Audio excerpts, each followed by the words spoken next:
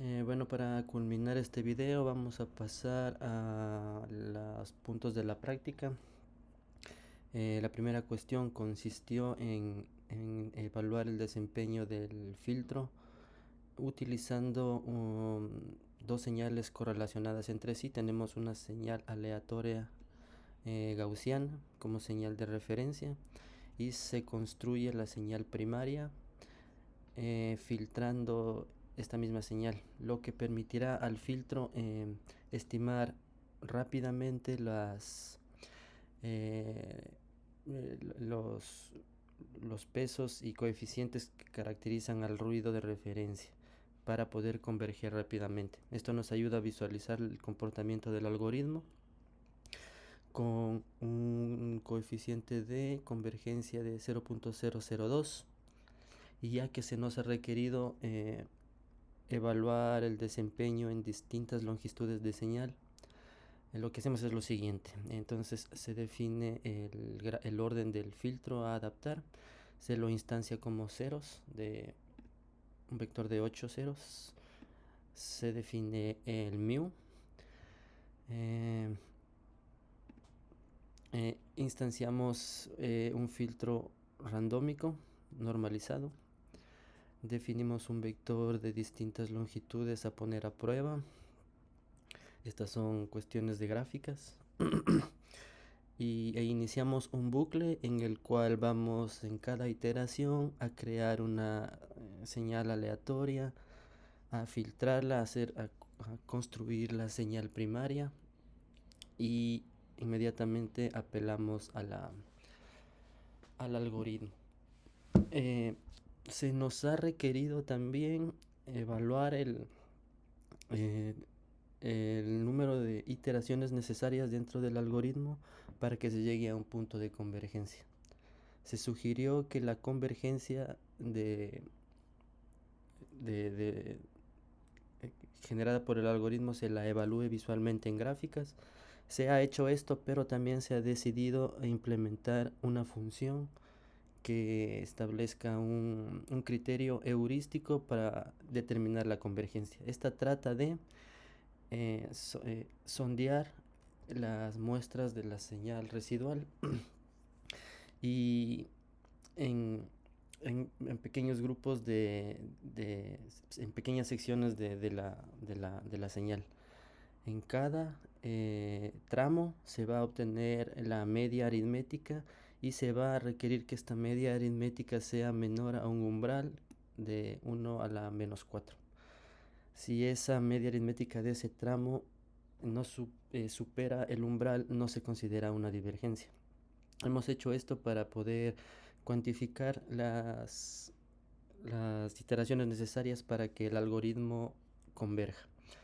Entonces, dicho eso, vamos a correr la sección que implementa la pregunta.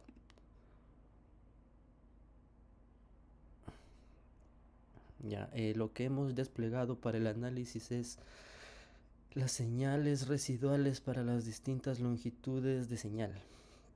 Como se puede ver, con 100 muestras básicamente no hay convergencia en un análisis visual. Pasa lo mismo con 200 y empieza recién a tomar un aspecto convergente en las 3000 muestras. Se puede ver que para 10.000 ciertamente el filtro ha estimado los pesos del filtro inicial. Eso lo hemos decidido mostrar de esta manera también en la ventana de comandos. Aquí nos indica nuestro criterio de umbral. Tenemos las muestras por cada señal y nos avisa que en este caso no se cumplió el criterio, y podemos también eso visualizar en los pesos resultantes que no han logrado converger a los pesos originales o iniciales. Eh, Como podemos ver, para las señales de mayor longitud, esto empieza a cambiar. Vemos que en este caso sí se ha cumplido el criterio impuesto, aquí también, y eso también se manifiesta en el hecho de que El algoritmo ha logrado estimar correctamente los coeficientes del filtro inicial. Eso con respecto a la primera cuestión de la práctica. Bueno, la segunda cuestión de la práctica consistió de manera similar que el punto anterior, en evaluar el desempeño del algoritmo, pero en base a distintos valores de coeficientes de convergencia. Como en el punto anterior, se instancian las variables relevantes. Tenemos nuestra señal de referencia, que es un ruido aleatorio gaussiano. Tenemos también nuestra señal primaria, que está directamente correlacionada con este ruido, ya que ha sido filtrado con con este filtro definido, que es específicamente el que el algoritmo va a tratar de estimar sus, sus componentes, sus pesos, sus coeficientes. De la misma manera que en el caso anterior hemos decidido aplicar el criterio heurístico de convergencia para obtener el número de iteraciones necesarias para que se dé dicha convergencia. Entonces, como hemos explicado, se va a desplazar, se va a sondear la señal de error y en pequeños trazos se va a obtener la media aritmética para ver si dicha media es menor al umbral impuesto. De ser el caso, se considera convergencia; de no serlo, no.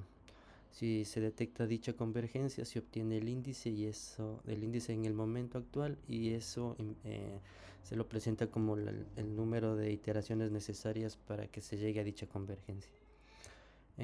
Posterior a eso, graficamos para un examen visual también la señal residual y la señal filtrada en cada iteración, o construida en cada iteración después de filtrar el ruido, con los pesos adaptados. Entonces lo que tenemos es lo siguiente.